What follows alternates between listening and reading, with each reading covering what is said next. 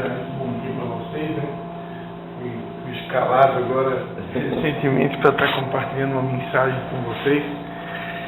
E a gente praticamente faz isso todos os dias, né? Todos os dias a gente tem isso como missão, né? Está sempre repartindo mensagens de esperança.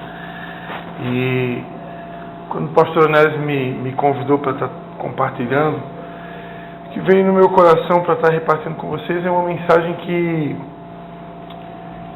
Deus meio que tem repetido ela muitas vezes nesse começo do ano para mim, e eu tenho visto isso acontecer em muitos lugares. E eu entendo quando Deus repete a mesma mensagem porque Ele está querendo deixar aquilo muito claro para as pessoas, né? E depois que eu ler e explicar, vocês vão entender por quê, né? O texto que eu quero ler está no Evangelho de Mateus, capítulo 6, a partir do versículo 25, para nós cristãos, um texto muito conhecido, diz assim, ó, você vai falar um pouquinho sobre ansiedade. Quem aqui já ficou com problema de ansiedade? Por isso digo a vocês, não se preocupem com a sua vida, quanto ao que irão comer ou beber, nem com o corpo, quanto ao que irão vestir. Não é a vida mais do que o alimento, e não é o corpo mais do que as roupas? Observem as aves do céu, que não semeiam, não colhem, nem ajuntam os celeiros. No entanto, o Pai de vocês que está no céu as sustenta. Será que vocês não valem muito mais do que os passarinhos? Quem de vocês, por mais que se preocupe, pode acrescentar um côvado ao curso da sua vida? E por que se preocupam com o que há de vestir? Observem como crescem os lírios do campo. Eles não trabalham nem fiam. Eu, porém, afirmo a vocês que nem Salomão, em toda a sua glória, se vestiu como qualquer um deles. Ora, se Deus veste assim a erva do campo, que hoje existe e amanhã é lançada no forno, não fará muito mais por vocês, homens de pequena fé? Portanto, não se preocupem dizendo que comeremos, que beberemos ou com que nos vestiremos, porque os gentios é que procuram todas estas coisas. O Pai de vocês que está no céu sabe que vocês precisam de todas elas. Mas busquem em primeiro lugar o reino de Deus e a sua justiça, e todas essas coisas lhes serão acrescentadas. Amém? Eu creio que talvez 90% ou 99% de todos nós aqui somos de origem católica, né? Eu pelo menos sou, né? E nós cantávamos muito na igreja, quando eu era criança, né? Uma música que dizia assim, né? Buscai primeiro o reino de Deus e a sua justiça, e tudo mais vos será acrescentado. Lembra? Aleluia, aleluia.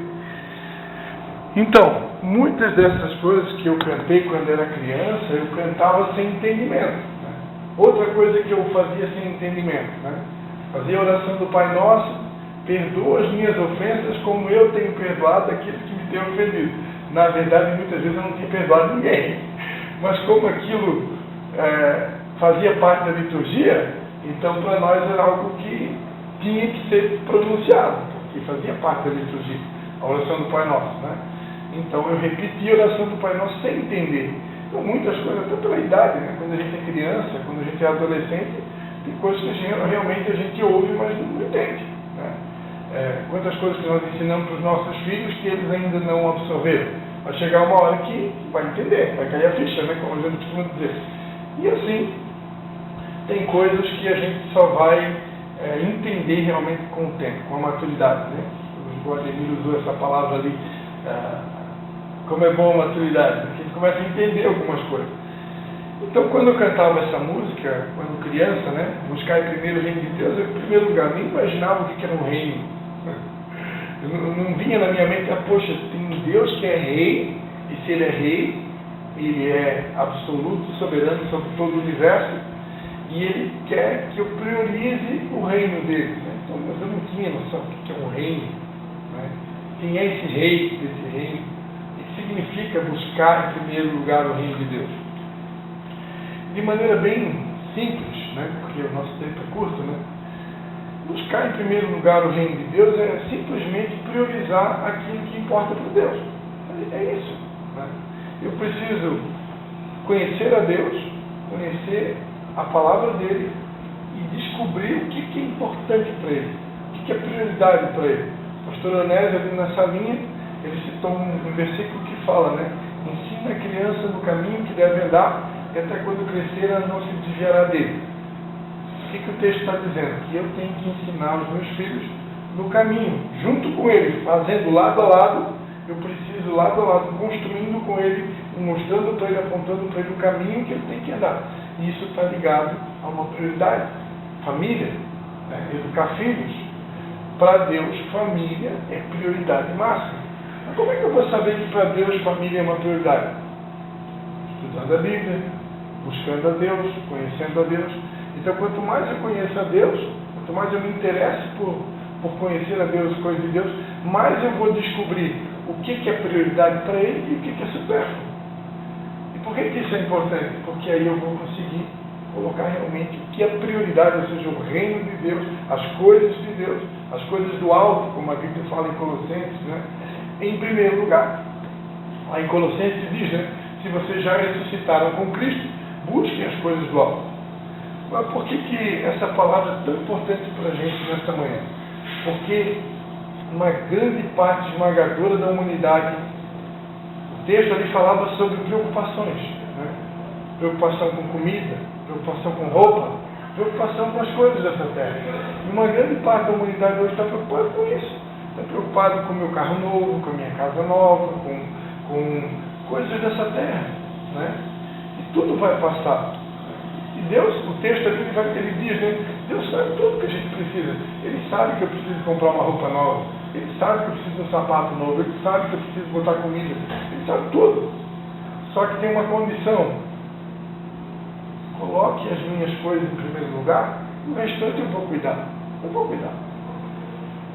Hoje, na nossa leitura como pastores, uma das coisas que mais nos impressiona, acho que o pastor Onésio deve pensar o mesmo, como cresceu a profissão coach no nosso país. Era uma profissão que no nosso país não tinha. Ela começou lá nos Estados Unidos, acho que começou mais por lá, pelo que eu estudei, né? O coach, ele é uma espécie de treinador, né, que vai apontando um caminho, né? E nós, pastores, fazemos a mesma coisa. Nós conhecemos a Deus e apontamos o caminho, né? A gente não é melhor do que ninguém, mas Deus nos vocacionou para buscar a Deus com mais intensidade, de ter mais tempo de oração, de meditação, para poder mostrar o caminho. O caminho é Jesus, né? Ele é o caminho, a verdade e a vida. Mas hoje, muitas pessoas, e a gente faz isso de graça, né? E aí de nós de cobrar, né? Porque a Bíblia diz, de graça receber e de graça dar. Embora que hoje tem alguns que cobram, né? Mas vocês não devem ouvir essas pessoas que cobram. Ouçam quem não cobra. Porque quem cobra se corrompeu, né? Infelizmente, no nosso meio tem muita gente corrompida. Mas está aqui pessoas que não cobram para fazer isso. Então fique tranquilo, né? Não cobrem e nunca vão cobrar, né? Vamos deixar isso claro, né? E aí muitas pessoas, até por se decepcionar com líderes cristãos, sacerdotes, enfim, começam a ouvir os coaches. Não tem problema. É uma profissão que ajuda as pessoas. No entanto, tudo que nós precisamos. No entanto, a maioria das pessoas que procuram esses coaches, eu não quero de forma alguma criticar essa profissão. Jamais. Longe de mim. A maioria das pessoas que procuram os coaches procuram porque querem mudar de vida financeiramente. Vamos ser claros, a maioria está procurando isso. Ou seja, estou preocupado com a comida, estou preocupado com a roupa, estou preocupado com questões financeiras. E o que Jesus deixou escrito na palavra dele há quase 2000 anos atrás? Busquem em primeiro lugar o reino. Priorizem as coisas, as minhas coisas. O resto eu cuido, né? Mas as pessoas, por não entender isso, elas passaram-se 2000 anos e elas continuam buscando as coisas. Buscando alguma forma estratégica de ganhar dinheiro, de aumentar o salário, para poder então ter uma roupa melhor, um carro melhor, uma casa melhor e assim por diante. Quando, de maneira muito simples, Jesus Cristo disse, olha, eu sei que vocês precisam de tudo isso, mas priorizem o meu reino, priorizem o que é importante para mim. O restante eu vou cuidar disso.